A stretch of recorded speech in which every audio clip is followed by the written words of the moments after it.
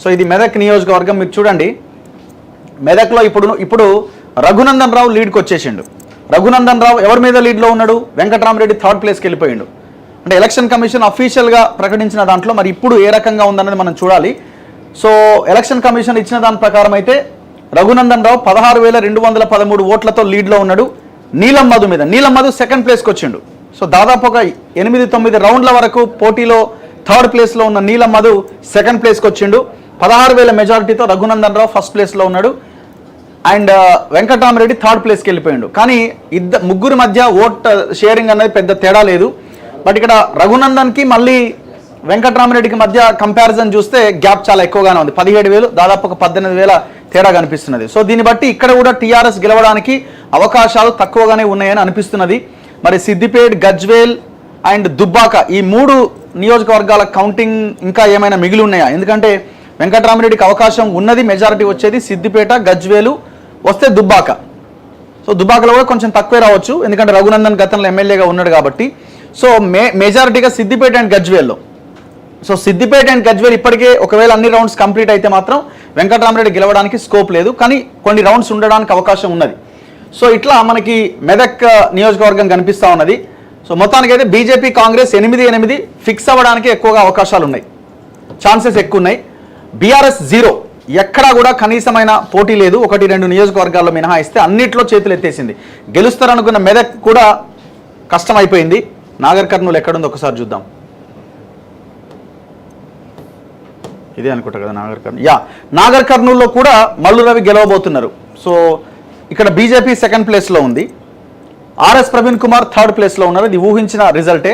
RSP కొంత స్టార్టింగ్లో కొంత దూకుడుగానే వెళ్ళినట్టుగా కనబడ్డాడు, కానీ తర్వాత డల్ అయిపోయినాడు. సో మల్లు రవి దాదాపు 28,744 ఓట్ల మెజారిటీ ఉన్నాడు. ఈ మెజారిటీ కంటిన్యూ అయ్యే అవకాశాలు ఉన్నాయి. సో నాగర్ కర్నూలు ఫిక్స్ చేసుకోవచ్చు కాంగ్రెస్ గెలవబోతున్నది అని. అండ్ నెక్స్ట్ నల్గొండ దాదాపు 2,97,487 ఓట్ల మెజారిటీతో రఘువీరెడ్డి లీడ్లో ఉన్నాడు. గెలవడానికి అన్ని అవకాశాలు ఉన్నాయి, గెలవబోతున్నాడు క్లియర్గా. సో ఇది కాంగ్రెస్ ఫిక్స్ చేసుకోవచ్చు. ఒకటి నాగర్ కర్నూలు గెలిచినట్టే కాంగ్రెస్, నల్గొండ గెలిచినట్టే. మూడోది 2,60,623 ఓట్లతో రఘురామరెడ్డి లీడ్లో ఉండి ఇది కూడా గెలిచినట్టే. సో ఇక 3 ఫిక్సే కదా సార్, ఇంకేమైనా అవకాశం ఉందా? ఈ 3 ఫిక్సే, ఇంకా వేరే వాళ్ళకి అవకాశం లేదు. నాలుగోది మహబాద్లో కూడా 1,69,247 ఓట్ల మెజారిటీతో బలరాం నాయక్ బీఆర్ఎస్ మీద లీడ్లో ఉన్నాడు. సో ఈ సీట్ కూడా గెలిచినట్టే. 4 ఖాతాలు వేసుకోవచ్చు, ఇంకా మనం ఆలోచించాల్సిన అక్కర్లే. ఐదోది కడియం కావ్య వరంగల్లో పోటీ గట్టిగానే ఉంటుంది అనుకున్నా, కానీ పోటీయే లేదు అసలు పెద్దగా. అంటే బీజేపీ కూడా సరే కొంతవరకు పోటీ ఇచ్చినప్పటికీ బీఆర్ఎస్ చేతులు ఎత్తేసింది. కాంగ్రెస్ 92,476 ఓట్ల మెజారిటీతో ఉన్నది. అంటే ఇక్కడ కూడా 5వ సీటు గెలిచినట్టే. ఇది మనం రాసి పెట్టుకోవచ్చు, ఇంకా అవకాశం లేదు. మనం ఇప్పుడే నెంబర్ చెప్పేయచ్చు ఎన్ని సీట్లు గెలుస్తారని. ఇక 6వ నియోజకవర్గం భువనగిరి నియోజకవర్గం. భువనగిరిలో కూడా కాంగ్రెస్ 1,00,000 దాటింది మెజారిటీ. సో కాబట్టి భువనగిరి కూడా చామల కిరణ్ కుమార్ రెడ్డి కాంగ్రెస్ పార్టీ గెలవబోతున్నది అన్నది వెరీ క్లియర్గా కనబడుతున్నది. సో 6 నియోజకవర్గాల్లో కాంగ్రెస్ స్వీప్ చేయబోతున్నది. 1, 2, 3, 4, 5, 6. సెవెంత్ నియోజకవర్గం పెద్దపల్లి నియోజకవర్గం. పెద్దపల్లిలో గడ్డం వంశీకృష్ణ 50,489 ఓట్ల మెజారిటీతో ఉన్నాడు, గెలవబోతున్నాడు. వెరీ క్లియర్, ఇంకా ఆప్షనే లేదు. సెకండ్ ప్లేస్ ఇక్కడ బీజేపీ వచ్చింది. కొప్పుల ఈశ్వర్ థర్డ్ ప్లేస్, ఆయన పెద్దగా ఓట్లనికి రాలే. సో 7th ప్లేస్లో కూడా బీజేపీ కాంగ్రెస్ గెలవబోతున్నది. అంటే 7 సీట్లు వచ్చేసినాయని మీరు లెక్కలో వేసుకోవచ్చు. నెక్స్ట్ 8వ స్థానం. 8వ స్థానం సురేష్ షెట్కార్కి సంబంధించింది జహీరాబాద్ నియోజకవర్గం. సురేష్ షెట్కార్ 18,239 ఓట్ల లీడ్లో ఉన్నాడు. నేను అనుకోవడం ఈ ట్రెండ్ ఇట్లాగే కంటిన్యూ అయ్యే అవకాశాలే ఉన్నాయి.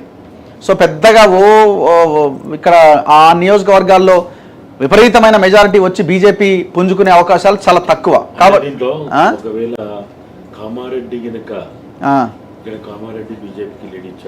ఉంటుంది.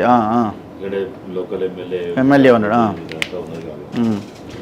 మరి అట్లా అనుకుంటే మరి మైనార్టీ ఓటు బ్యాంక్ ఉన్నది ఇంకా మిగిలి ఉంటే వీళ్ళకి కాంగ్రెస్కి అడ్వాంటేజ్ అయ్యే అవకాశం ఉంటుంది. అంటే ఇప్పుడు ఇక్కడ అంటే కామారెడ్డి జిల్లాలో ఉన్న కామారెడ్డి కానీ బాన్స్వాడ కానీ ఎల్లారెడ్డి కానీ ఈ 3 కొద్దిగా టిపికల్ గా ఉన్నాయి. ఓకే, ఎవరికి? కాంగ్రెస్ కి. ఓకే అక్కడ ఏమన్నా తారుమారు అయితే అప్పుడు